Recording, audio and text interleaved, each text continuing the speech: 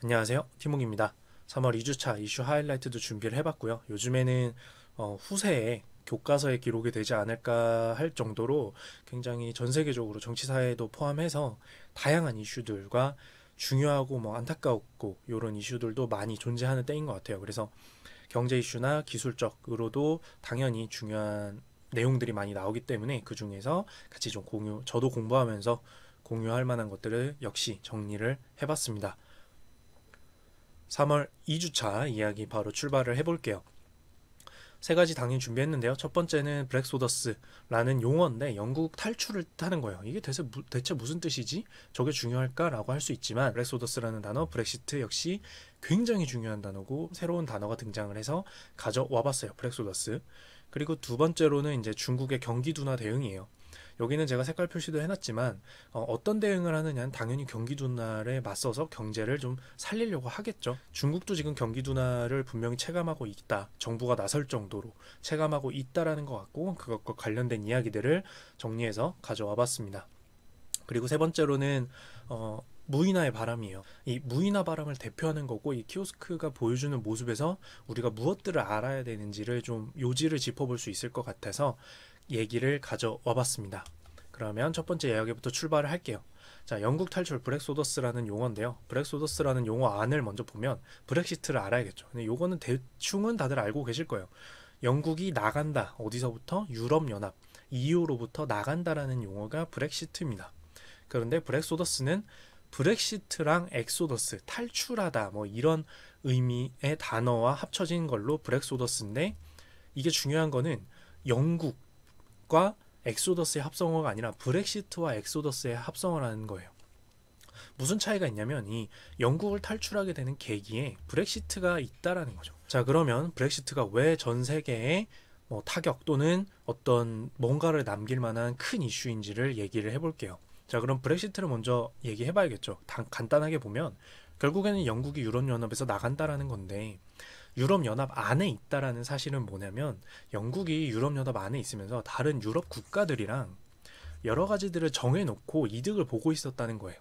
뭐냐면 모든 유럽 국가들이 그 안에 있으면 우린 유럽연합이니까 자, A 회사에서 B 회사 다른 유럽 국가에 있는 B 회사랑 뭘 주고받을 때 요렇게 좀 저렴하게 주고받도록 하자. 유럽연합 안에 있으니까. 또 정치 사회적인 것도 마찬가지겠지만 국경을 통행한다든지 통행권이라든지 이런 것도 역시 좀 완화해서 좀 보다 쉽게 유럽연합 우리는 연합이니까 라는 걸로 싸게 또 편하게 이런 식으로 해놓는 것들이 있는데 그냥 편하게만 적어놓는 게 아니라 제조업이면은 몇 퍼센트, 0점 몇몇 퍼센트, 서비스 분야, 문화 서비스 분야 주고받을 때는 몇 퍼센트, 채권은 몇 퍼센트, 주식 몇 퍼센트 이런 식으로 모든 것들을 정말 세세하게 정해놨을 거예요. 그렇겠죠. 그냥 악수하고 끝인 게 아니니까요. 자, 그런데 이런 유럽연합에서 나간다라고 하려면 지금까지 이렇게 정해진 대로 하고 있었던 유럽이 그 안에서 영국이 나가려면 자 앞으로는 어떻게 할 건데 너희가 이제 연합은 아니니까 기존대로는 안 할 거고 못하고 연합 아니니까 그럼 앞으로는 어떻게 할 건데에 대해서 새로운 계약을 체결을 해야겠죠.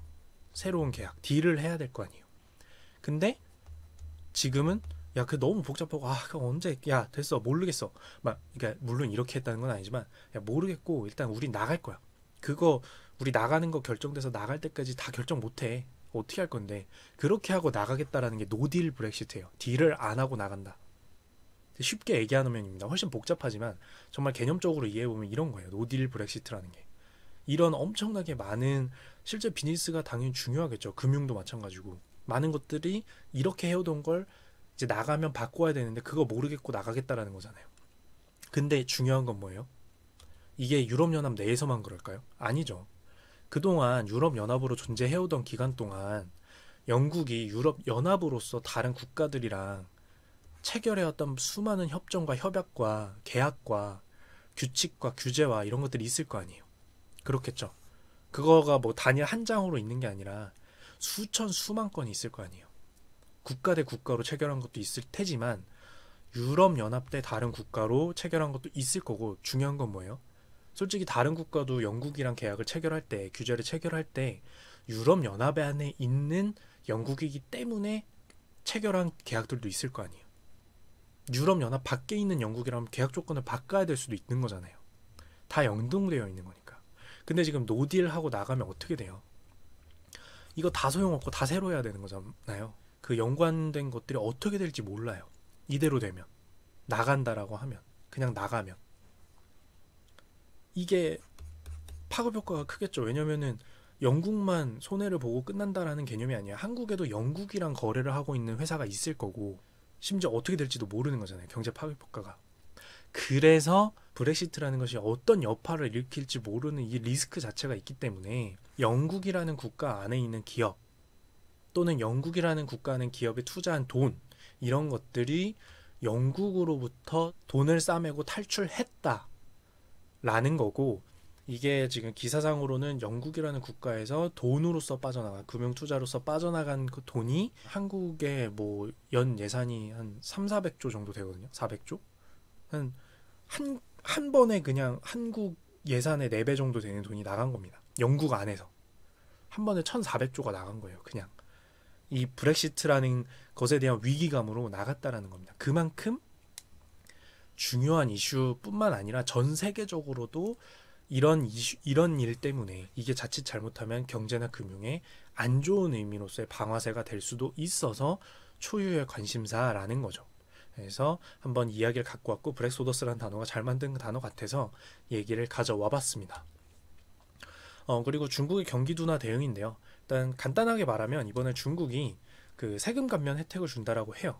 중국 내 제조업 산업에 3%포인트 정도의 세금 감면을 준다라고 합니다. 굉장히 큰 거예요. 그래서 여기도 이제 한 3,400조 정도 되는 세금 감면 혜택이 있을 거라고 보는데, 여기서 중요한 건 뭐냐면 중국이 이렇게 사실 중국은 어쨌든 우리가 알고 있는 사회주의 국가잖아요. 그런 거라는 거는 기업이 번 돈을 가져와서 국가에서 재분배하는 것이 사실은 당연한 국가인데, 그런 것들을 포기할 만큼 경기 둔화에 대해서 위기감을 갖고 있다라는 그 사인을 아는 게 중요하다라는 것 같습니다.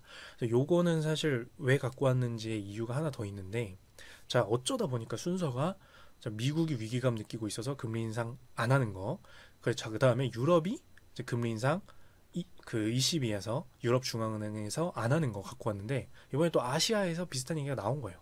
중국도 굉장히 크게 경기 둔화를 느끼는 상황이다. 그래서 첫 번째로 우리가 한 가지 알아야 되는 거는 중국이 느꼈다라는 것뿐만 아니라 중국도 이제 경기 둔화 느꼈다. 그리고 중국은 소비 시장이잖아요. 전 세계의 입장에서 봤을 때 중국인들이 소비해줘야 15억, 16억, 사실상 거의 뭐 20억이라고 보는 그 시장에서 소비를 해줘야 되는데, 만약에 중국이 경기 둔화가 된다는 건 뭐예요? 중국이 수입해서 소비하는 그 소비재들, 그 상품들 같은 경우에 타격을 입을 수 있다는 거잖아요. 유통업, 서비스업, 이런 걸 알 수 있는 게 최근 이제 S사의 갤럭시 10 같은 경우가 중국에서 의외로 잘 팔렸다라는 게 굉장히 큰 호재로 작용을 합니다. 중국에서 써준다라는 거는 사이즈가 다르기 때문이에요. 많이 큰 규모니까. 근데 중국이 경기 둔화되면 어떻게 돼요? 전 세계도 가속되겠죠. 경기 둔화가. 그래서 중국 쪽이 어떻게 하고 있는지에 굉장히 관심을 가질 수밖에 없는 거고, 마지막으로 요거는 조금 체크 포인트로 하고 싶은 게, 이게 중국에서 세금 감면 혜택이 이렇게 나오면은 기업이 내는 세금이 10%에서 이제 9%로 줄어든다, 이런 식으로 얘기가 나옵니다. 그러면 뭐 한국보다 적게 내는 거 아니야? 사회주의 국가인데 그 의외인데 라고 생각할 수가 있는데, 요거는 좀 별도 포인트로 알고 계시면 좋은 게, 중국은 대부분의 기업이 국영기업이에요. 대부분의 기업이. 이게 무슨 뜻이냐면, 어떤 기업이 있으면 그 회사의 대주주에 국가가 있습니다. 대주주로. 또는 직접적으로 대주주로 있지 않더라도 국가가 대주주로 있는 국영 기업이 다른 회사의 대주주로 있어요. 그럼 어떻게 돼요? 연결돼서라도 국가가 영향력을 끼치는 거죠. 그리고 이 기업이라는 곳에서 배당이라는 걸 합니다. 1년에 한두 번씩 주주들을 위해서 이제 수익을 분배하는 거예요. 이 기업에서 배당을 되게 많이 크게 합니다. 중국은. 세금을 내는 다른 방법인 거예요. 우리가 생각한 것보다 세금률이 낮을 수는 있지만, 사실은 대부분의 기업이 국가로 연결이 되어 있어서 기업들이 국가에게 내고 있는 돈이라는 게 비단 세금만 있는 것은 아니다라고 해서, 요거는 혹시 오해할까봐 좀 추가로 얘기를 가져와 봤습니다. 자, 마지막으로 이제 무인화의 바람 키오스크인데요. 요 키오스크 얘기를 가져온 이유는 요 관련된 기사에서는 뭐 키오스크 보신 분들 많을 거예요. 요즘에는 음식점 같은 데서 저렴하게 그냥 메뉴 입력하고 내가 카드를 꽂거나 현금을 입력하면 영수증 나오고, 그리고 요 기계가 이제 업무 끝나면 정산까지 알아서 하는 기계로 서 있는 것들을 많이 보셨을 겁니다. 요거를 키오스크라고 하고요. 당연히 이제 사람보다 요즘에는 비용이 많이 낮아져서 이거가 이제 한 달에 뭐 5만에서 한 20만 원 정도면 들여놓을 수 있기 때문에, 대여료로 들여놓을 수 있기 때문에 이제 기사화가 됐고, 창업박람회나 이런 데서 되게 핫했다라고 해서 기사가 나왔습니다. 이 키오스크가 대체하는 건 누굴까요? 메뉴를 받아서 가격이 맞는지 보고 특정 메뉴를 내놓는 거, 그리고 최종적으로 업무가 끝났을 때 정산하는 걸 해오시던 분들이 이제 타격을 받겠죠. 일자리 타격을. 근데 여기서 포인트는 뭐냐면요, 사실은 조금 다른 데 있어요. 자, 기업은 비용 효율화를 해야 될까요? 안 해야 될까요? 하겠죠. 기업은 매출을 일으키기 위해서 존재하는 곳이니까 당연히 비용 효율화가 가능하다라고 하면은 이런 키오스크 같은 것들을 도입하는 데 있어서 발벗고 나설 겁니다. 근데 기업 보고 자, 비용 효율화 하지 마 라고 할 수 있나요? 공산주의 국가죠. 그리고 그렇게 만약에 안 막으면 기업은 당연히 기술이 좋아질수록 일자리를 줄이고, 키오스크 같은 것들을 들여내는 데 있어서 들여놓는 데 있어서 당연히 앞다투어 키오스크의 기술이 충분히 올라오는 그 순간부터는 당연히 교체할 겁니다. 인공지능이 높아지면 뭐 다른 기술도 역시 마찬가지겠죠. 키오스크는 그 일선에서 그 모습을 보여주고 있는 것 뿐이에요. 요거랑 연관된 게 이제 전 세계가 왜 돈을 많이 버는 곳에서 세금을 더 많이 내야 된다 말아야 된다를 왜 싸우냐면, 기계나 이런 것들이 현대 기술로 대체하기 쉬운, 반복 업무는 기계가 무조건 빠르기 때문에 대체하기 쉬운 기술일수록 일자리는 줄어들 거예요. 기계가 대체할 거니까. 자, 그러면 돈은 누가 벌어요? 기업이나 기업에 준하는 사람이 벌겠죠. 그러면 이 자동화를 이용해서 돈을 버는 사람들이, 기업들이 세금을 많이 내서 국가 차원에서 점점 없어지는 일자리에 대해서 기초적으로 삶은 가능하도록 해줘야 되는 거 아니냐라는 게 현재 철학적인 문제가 아니라 실제로 벌어지고 있는 일입니다. 요즘에는 음식점만 가면 보이잖아요. 국수집이나 이런 데 가면 버거 파는 집들이나. 이게 그 단면을 이미 보여주고 있는 거예요. 근데 사실 창고나 미국이나 이런 데서 이미 진행이 돼버렸어요. 근데 그거를 소비자 눈에는 보이지 않았었잖아요. 근데 키오스크는 소비자 눈에서 보이니까 이제 조금 와닿는 거죠. 그리고 당장 우리네 알바 자리가 많이 없어지니까. 그래서 이 키오스크라는 주제가 딱 나왔을 때 이건 가져와야겠다라고 생각한 게, 창업박람회에서 저번 주에 기사가 나온 것도 창업박람회에서 키오스크를 사람들이 정말 많이 관심을 보이더라. 개인 기업은 그나마 몇 명 고용 안 할 거지만 이런 걸 고려하는 건데, 초거대 기업 같은 경우는 이걸 고려 안 할까요? 이미 했습니다. 했다고요. 그동안은 당장 들여놓는 거 비해서 효율이 안 나와서 제가 체크했을 때도 이게 그러니까 유저 경험이나 이게 서비스가 굉장히 안 좋아서 키오스크가 너무 안 좋아가지고 안 썼는데, 이제는 어느 정도 기술이 올라왔잖아요. 다양한 서비스에도 적용이 가능하고. 그러면 일자리 뭐 3-4개 창출하는 개인 기업의 문제가 아니고요. 초거대 기업에서 이런 걸 안 쓰겠냐는 얘기죠. 비용 효율적으로 그게 높다라고 하면 수십만의 일자리를 창출하는 곳에서 당연히 이거 체크합니다.